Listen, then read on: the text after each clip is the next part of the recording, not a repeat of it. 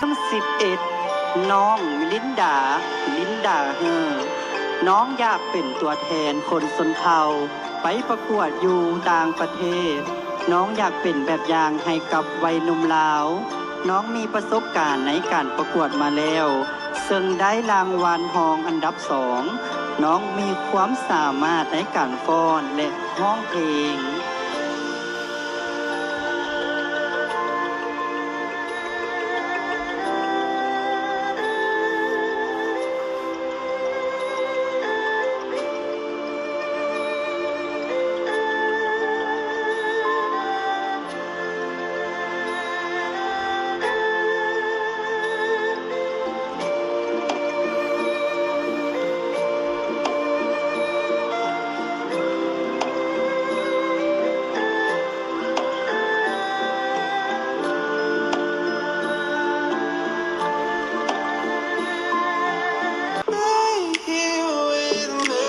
YM 11น้องลินดาเฮอ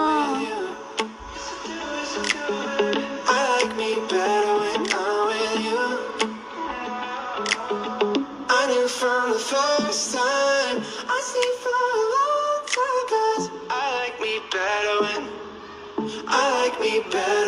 I'm with you.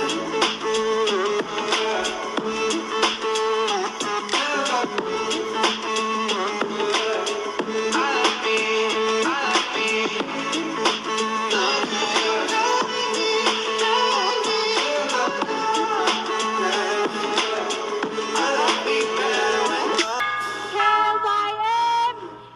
The Winner ยังโมเดล 2022 ได้แก่หมายเลข